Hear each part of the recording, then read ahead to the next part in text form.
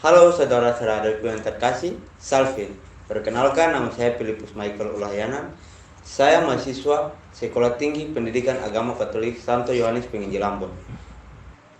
Dalam video ini, saya akan membahas dua topik tentang yang pertama, apakah gereja Katolik menyembah patung, dan topik yang kedua, apa peran orang muda dalam gereja Katolik. Di sini saya tidak sendiri, tetapi saya ditemani oleh kedua kakak tingkat saya. Mungkin kakak-kakak bisa memperkenalkan diri. Perkenalkan teman-teman, nama saya Francis Ustaraut. Saya mahasiswa STPAK Santo Yohanes Penginjil Ambon dan saya semester 7. Halo sahabat semua, Shalom Alaikum. Perkenalkan, nama saya Amandus Natalis Rentorundus. Saya mahasiswa Sekolah Tinggi Pendidikan Agama Katolik Santo Yohanes Penginjil Ambon. Saat ini saya berada dalam semester 7. Oke, tanpa membuang-buang waktu, kita masuk aja ke pembahasan. Pembahasan yang pertama, dalam dunia maya pada saat ini, khususnya dalam aplikasi TikTok, yang saat ini lagi tren, khususnya pada kalangan kaum muda atau orang remaja begitu. Banyak pengguna TikTok yang bertanya mengenai iman kekatolikan. Pertanyaannya begini, apa sumber ajaran agama Katolik? Apakah kakak Ah, bisa menjawab? Kalau sumber ajaran iman Katolik itu sendiri, eh, Gereja Katolik punya 3 sumber ajaran iman. Yang pertama, tradisi suci. Yang kedua adalah kitab suci dan juga magisterium. Gitu. Habis itu berbicara mengenai kitab suci. Apakah dalam kitab suci itu tertulis tentang penyembahan patung?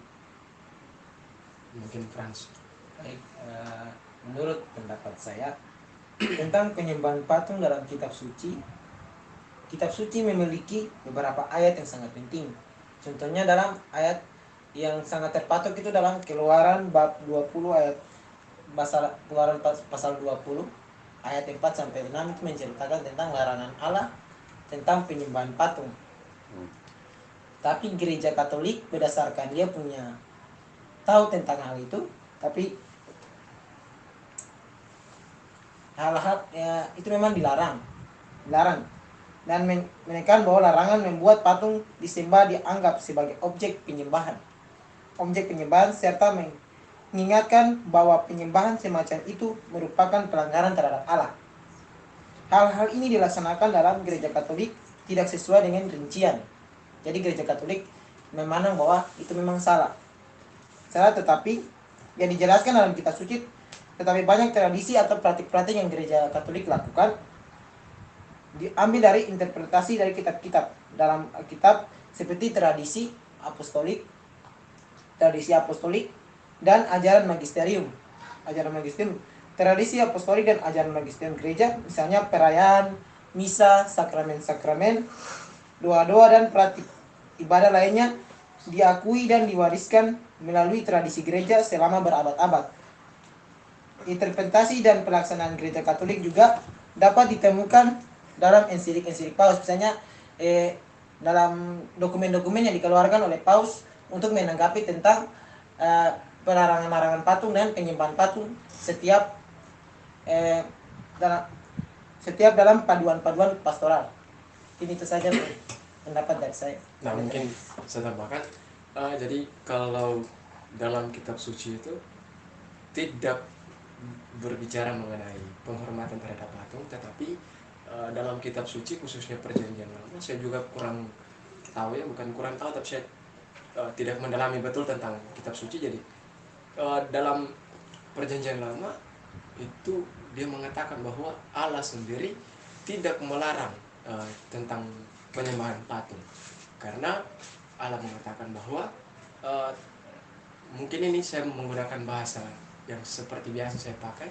Jadi Allah itu dia mengatakan kepada waktu itu pada saat itu mungkin Nabi Musa, saat itu dia menerima dekalog atau 10 perintah Allah itu, Allah mengatakan bahwa buatlah patung itu bukan sebagai objek penyembahan berhala, tetapi buatlah kepada rangka keselamatan.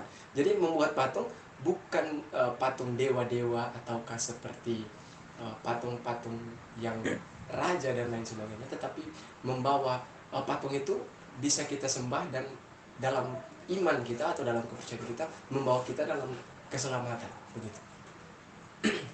Oke, baik. Nah, dari pembahasan kakak-kakak, ada pun pertanyaan lain yang muncul, yakni apakah hal-hal yang dilakukan atau dilaksanakan dalam gereja Katolik itu tertulis dalam kitab suci? Nah, mungkin kalau pertanyaan seperti ini, banyak hal yang dilakukan oleh gereja Katolik itu tertulis dalam kitab suci. Salah satunya perayaan Ekaristi. Oke. Perayaan Ekaristi itu tertulis dalam kitab suci, yakni perjamuan malam terakhir Yesus bersama para muridnya. Nah, kalimat-kalimat yang diambil dalam perayaan Ekaristi pun diambil dari peristiwa itu, di mana Yesus mengambil roti dan mengucap syukur, lalu dia berkata bahwa inilah tubuhku yang diserahkan bagimu. Nah, sekaligus ia mengatakan juga bahwa ia mengambil piala bersih anggur, lalu ia mengatakan inilah darahku, darah perjanjian baru dan kekal yang ditumpahkan bagimu dan bagi semua orang. Lakukanlah ini untuk mengenangkan darahku. Nah, perkataan-perkataan Yesus itu diambil dan biasa orang bilang copy paste. Nah, diambil dan dimasukkan dalam perayaan Ekaristi, khususnya pada saat peristiwa konsekrasi dalam perayaan Ekaristi. Nah, itu imam di saat mengambil hosti dan piala, imam mengatakan bahwa sebelum tangannya terbentang atas langit dan bumi, ia mengangkat roti, ia mengucap syukur lalu mempersembahkan roti itu kepada murid-muridnya seraya berkata. Nah, itu kalimat yang dikatakan oleh imam atau pastor yang memimpin perayaan Ekaristi itu, kata-kata itu diambil dari kitab suci. Nah, berarti yang dilakukan gereja Katolik ini semua tertulis dalam kitab suci. Ada untuk penjelasan itu, jadi gereja Katolik itu seperti yang saya sudah jelaskan bahwa ajaran iman dalam gereja Katolik hanya ada 3. Oke. Nah, 3 itu kitab tradisi suci, kitab suci dan magisterium. Jadi tidak semua hal yang dilakukan oleh gereja Katolik itu tertulis dalam kitab suci, ya. Nah, Baik. adapun jadi gini, tradisi suci ini biasanya terjadi, namun hal-hal dalam gereja Katolik itu tidak tertulis saja di dalam atau tidak dibuat saja dalam tradisi. Nah, contohnya penyembahan patung itu memang tertulis dalam kitab suci, tapi juga menjadi tradisi dari gereja Katolik. Jadi hal yang tidak tertulis dalam kitab suci berarti gereja Katolik mengambilnya dari tradisi. Nah, begitupun dengan hal-hal yang tidak dibuat atau tidak tertulis dalam magisterium berarti diambil dari kitab suci atau tradisi. Oke. Saya akan tambahkan lagi tentang hal-hal yang tertulis dalam kitab suci. Jadi kita ambil dalam kitab perjanjian baru. Kitab perjanjian baru tertulis di Kisah Para Rasul tentang jemaat perdana, gereja perdana. Gereja Katolik mencontohkan tentang cara hidup jemaat perdana. Mereka berkumpul di suatu tempat, memecahkan roti dan berkumpul dan berdoa. Jadi gereja Katolik ibarat seperti gereja perdana, berkumpul, memecahkan roti dan berdoa dan memuji Tuhan. Dan di dalam Injil Matius bab 16 tentang pemilihan paus. Kenapa di gereja Katolik kita diterapkan dengan pemilihan paus atau konklav? Ada tercatat dalam kitab suci Injil Matius bab 16 itu menjelaskan bahwa Yesus mengatakan kepada Petrus, "Engkaulah Petrus, di atas batu karang ini kudirikan gerejaku, dan alam maut tidak akan menguasainya." Maka kata-kata Yesus ini mewakili sebagai Petrus sebagai pemimpin para rasul. Jadi di gereja Katolik mengikuti apa yang tertulis di kitab suci berdasarkan perintah Yesus kepada Petrus dengan mengatakan bahwa Petrus, aku akan menyerahkan kunci kerajaan surga. Maka pemilihan paus dari paus pertama sampai paus yang ke-266, Paus Fransiskus, dari paus Santo Petrus hingga paus yang ke-266, itu dia mengikuti tradisi yang terjadi di kitab suci. Okay. Jadi kitab suci dengan tradisi tidak dapat dipisahkan, sama dengan magisterium. Karena tradisi ini terpatok dengan kitab suci. Kalau magisterium adalah ajaran-ajaran apostolik, jadi ajaran-ajaran para rasul diutarakan berdasarkan panduan dari tradisi dengan kitab suci. Jadi ketiga ajaran ini tidak dapat dipisahkan oleh iman Katolik. Sekian dan terima kasih. Oke, baik. Berarti ajar yang dilakukan oleh gereja Katolik ini bukan hanya berpatokan kepada kitab suci, melainkan tradisi yang terjadi dan magisterium. Bisa dibilangnya saling melengkapi. Ya, saling melengkapi. Jadi kalau tidak ada di kitab suci berarti ada di tradisi dan Magisterium. magisterium. Baik. Oke, saudara-saudara terkasih, mari kita masuk ke pertanyaan yang berikut. Nah, dalam dunia maya saat ini, gereja Katolik selalu disindir dengan statement bahwa gereja Katolik menyembah patung atau penyembahan berhala. Nah, jadi menurut kakak, bagaimana pendapat kakak tentang pertanyaan ini? Nah, kalau bagi saya sendiri, kalau kita melihat secara pandangan iman, kita bukan menyembah patungnya, tetapi menyembah sosok di balik patung itu. Namun kita lihat juga lihat dari patungnya. Maksudnya kalau patung itu patung Tuhan Yesus, maka kita menyembah. Tetapi kalau patung itu patung Bunda Maria, maka kita menghormati patung itu. Tapi bukan sosok patung itu, tetapi sosok di balik patung itu. Jadi dalam iman kekatolikan atau iman Kristen kita percaya bahwa sosok itu atau patung itu ada orang atau sosok patung itu di balik patung tersebut. Jadi kayak maksudnya Tuhan itu hadir di tengah-tengah patung itu atau di dalam patung itu. Gitu. Berarti patung itu hanya sebuah gambaran, Ya, sebagai sebuah bisa dibilang sebagai sebuah simbol. sebuah simbol. Ya. Oke. Dan kita akan tambahkan. Saya Baik. akan tambahkan. Kalau untuk penyembahan patung di dalam gereja Katolik itu kita tidak menyembah patung, melainkan kita melakukan penghormatan terhadap apa yang diyakinkan dalam patung.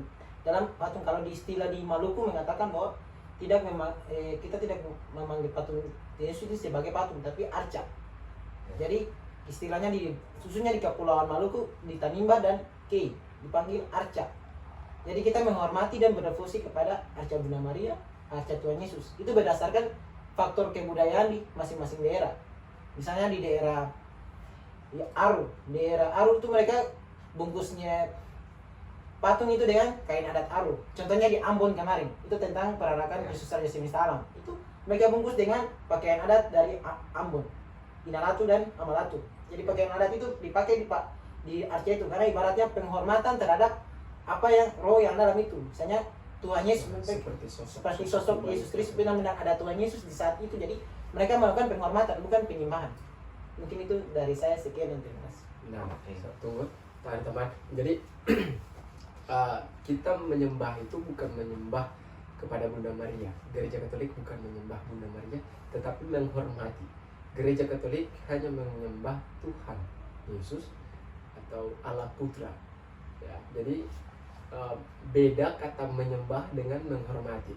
Kita menyembah Tuhan Yesus karena kita berdoa itu bukan kepada Santo Yusuf atau Bunda Maria, tetapi kepada Tuhan itu sendiri, kepada Tuhan Yesus itu sendiri, kepada Allah Putra atau Allah Bapa itu.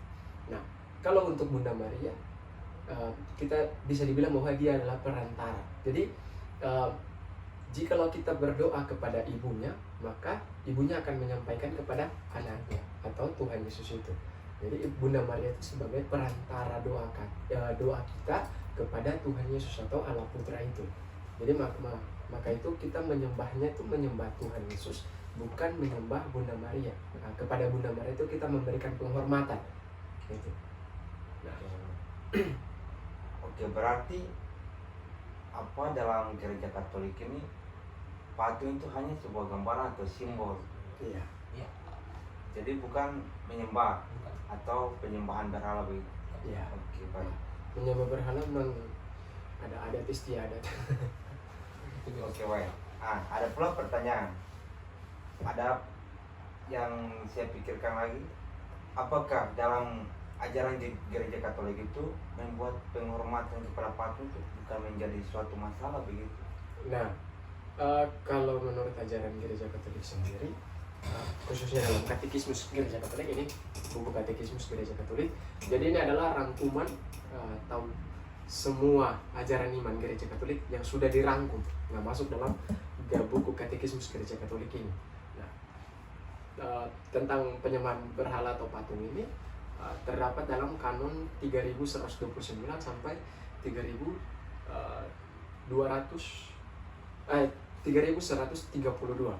Nah, kalau kita baca dalam Kanon, mohon maaf ya, bukan 3000 tetapi 2000.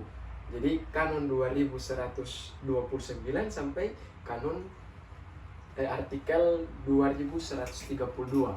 Nah, dalam Kanon bukan Kanon, mohon maaf, saya ingat terus tentang kitab hukum Gereja Katolik ya. Jadi dalam Katekismus ini, khususnya artikel 2129, itu dia mengatakan bahwa perintah Allah yang pertama ya melarang tiap-tiap lukisan tentang Allah yang dibuat oleh tangan manusia. Nah, itu dia. Jadi seolah-olah dia mengangkat aturan aturan Allah yang pertama, yakni Akulah Tuhan Allahmu, jangan menyembah berhala, berbaktilah kepadaku saja dan cintailah aku lebih dari segala sesuatu. Jadi di sini dalam artikel yang pertama ini dia seperti pro terhadap penyembahan terhadap patung ini. Nah, lanjutan dari kalimat tadi, buku Ulangan menjelaskan bahwa kamu tidak melihat sesuatu rupa pada hari Tuhan berfirman kepadamu di Horeb dari tengah-tengah api, supaya jangan kamu berlaku busuk dengan membuat bagimu patung yang menyerupai berhala apapun. Nah, itu dalam Ulangan 4 ayat 15 sampai 16. Nah, lanjutan dari artikel itu adalah Allah yang transenden secara absolut telah menampakkan diri kepada Israel. Dialah segala-galanya, tetapi serentak pula ia adalah lebih besar daripada segala perbuatannya. Ia adalah Bapa keindahan. Nah, kata-kata tadi seperti yang tadi sudah saya bilang, dia pro. Jadi dia seperti membela apa yang seperti teman-teman di dunia maya mengatakan bahwa Gereja Katolik itu menyembah patung atau menyembah berhala. Jadi dia seperti melawan perbuatan yang dibuat oleh orang Katolik dalam menyembah patung itu. Nah, dalam artikel 2130 dia mengatakan bahwa tetapi di dalam perjanjian lama Allah sudah menyuruh dan mengizinkan pembuatan patung yang sebagai lambang harus merujuk atau menunjuk kepada keselamatan dengan perantaraan sabda yang menjadi manusia. Sebagai contoh, ular tembaga, tabut perjanjian, dan kerub. Nah, statement yang kedua ini seperti dia sudah mulai untuk membela apa yang sudah dibuat atau apa yang dibuat oleh Gereja Katolik, yakni penyembahan terhadap patung. Nah, yang tadi saya bilang dalam pertanyaan pertama tadi itu, saya bilang dalam perjanjian lama Allah sudah mengizinkan untuk pembuatan patung. Namun pembuatan patung itu mengarah kepada arah keselamatan itu. Jangan membuat patung yang pada akhirnya menjadi ajaran sesat, tapi membawa orang dalam keselamatan. Nah, artikel 2131 dia mengatakan bahwa berkenan dengan misteri penjelmaan sabda menjadi manusia, maka konsili ekumene ke-7 di Nisea tahun 787 membela penghormatan terhadap ikon atau gambar yang menampilkan Kristus atau juga Bunda Allah, para malaikat dan para kudus, melawan kelompok ikonoklas. Jadi dalam konsili ekumene ke-7 di Nisea itu mereka telah membela perbuatan yang dibuat oleh umat Katolik pada saat ini, yakni penyembahan bersalah itu. Jadi sudah diakui bahwa penyembahan terhadap patung itu bukan patung-patung yang seperti monumen ataukah patung-patung yang dibuat sebagai tanda penghormatan terhadap sesuatu orang yang telah membuat jasa besar kepada sebuah negara, gitu. Nah, yang lebih jelasnya terdapat dalam artikel 212 ini. Nah, artikel 212 ini dia mengatakan bahwa penghormatan Kristen terhadap gambar tidak bertentangan dengan perintah pertama yang melarang patung berhala. Nah, maksud dari artikel 2132 mengatakan bahwa perintah yang pertama ini yakni Dekalog yang tadi saya sudah bilang, Akulah Tuhan Allahmu, berbaktilah, jangan menyembah berhala, berbaktilah kepadaku saja dan cintailah aku lebih dari segala sesuatu. Nah, itu kan artikel 2132 ini mengatakan bahwa penghormatan Kristen terhadap gambar atau patung itu tidak bertentangan, ya. Berikut lanjutan dari artikel ini, yakni karena penghormatan yang diberikan kepada satu gambar menyangkut gambar asli di baliknya. Nah, saya akan menjelaskan tentang kalimat ini. Nah, kalimat ini maksudnya seperti yang tadi sudah kami bilang.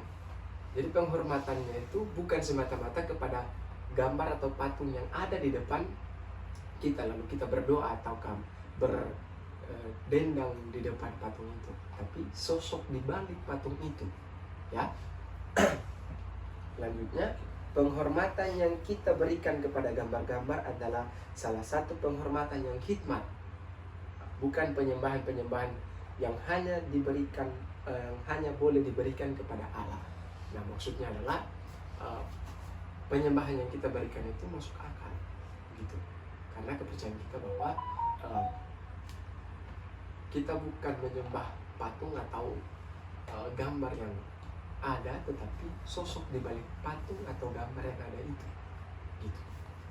Ya, jadi kalau teman-teman bisa search di Google, itu artikel 2129 sampai 2132 dalam Katekismus Gereja Katolik.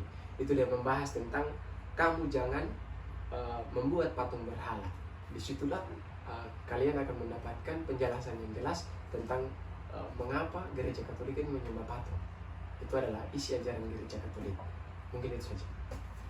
Oke, baik, saudara-saudara terkasih, ini khususnya buat saudara-saudari yang beriman Katolik.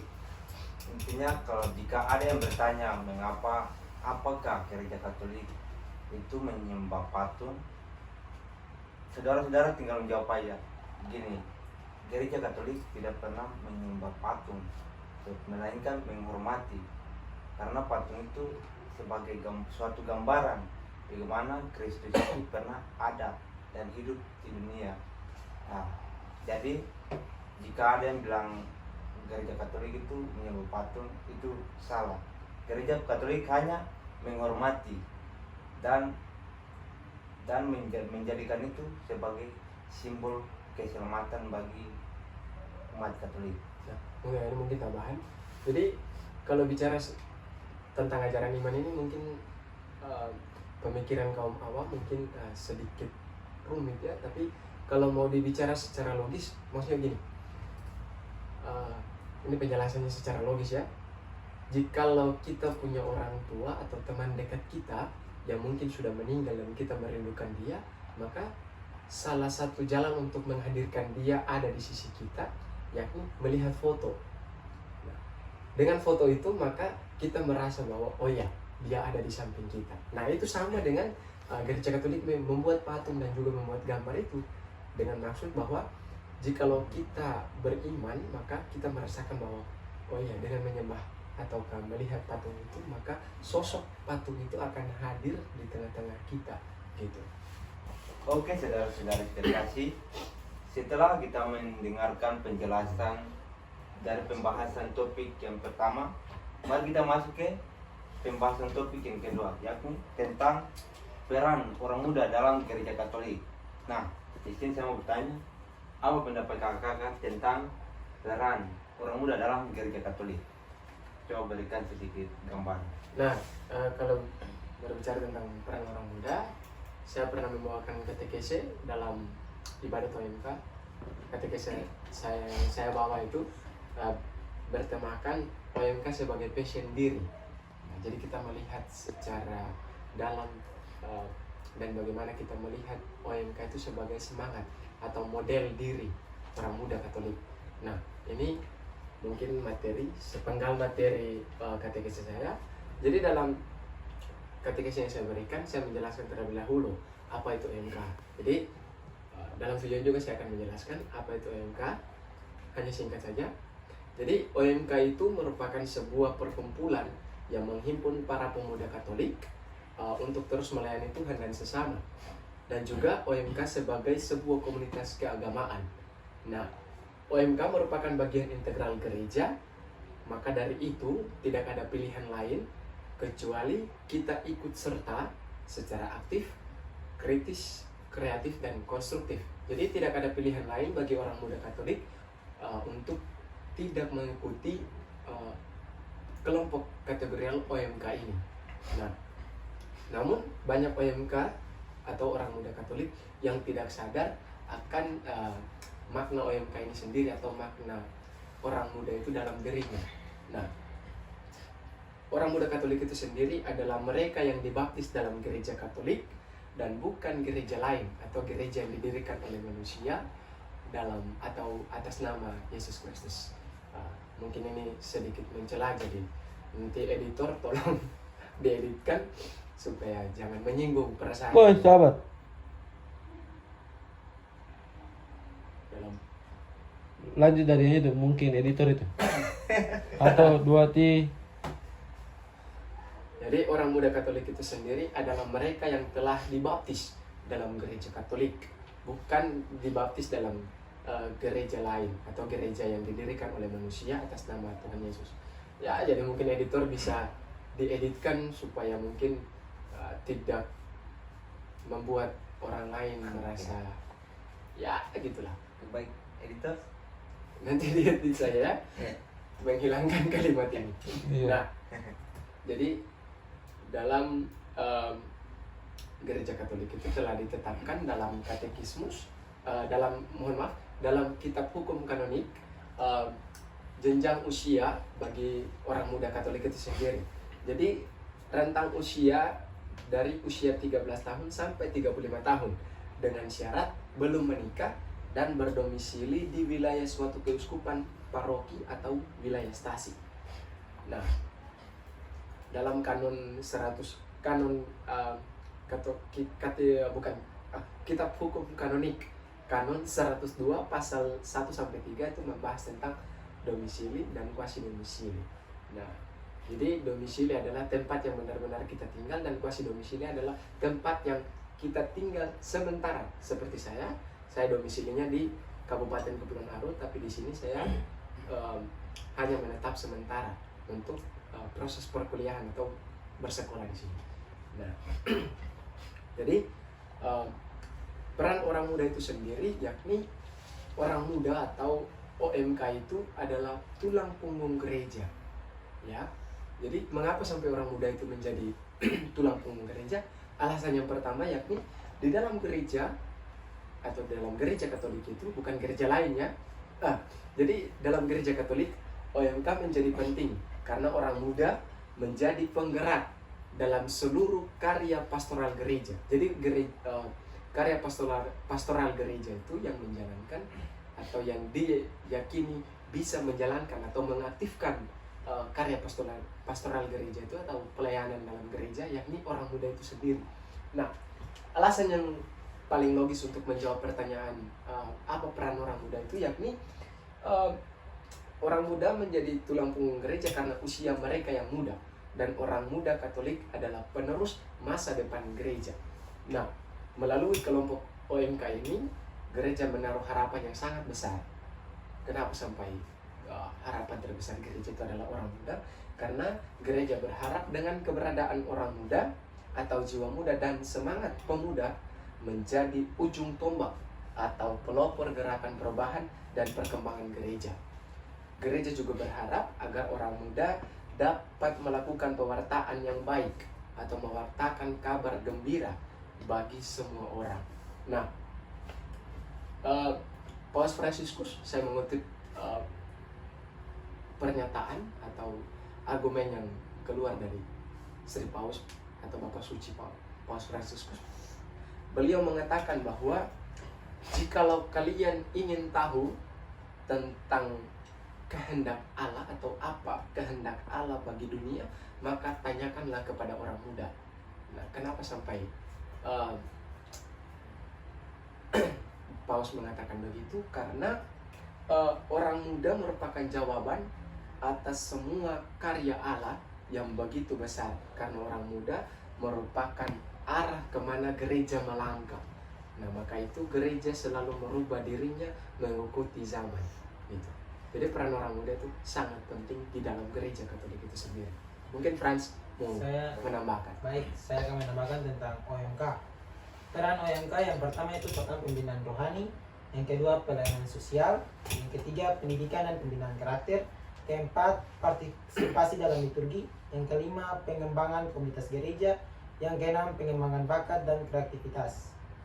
Nah, pada pengembangan rohani, OMK berperan dalam membina rohani anggotanya melalui retret, katekese, dan aktivitas keagamaan lainnya. Mereka membantu para anggotanya untuk mendalami iman Katolik dan mengintegrasikan nilai-nilai iman dalam kehidupan sehari-hari.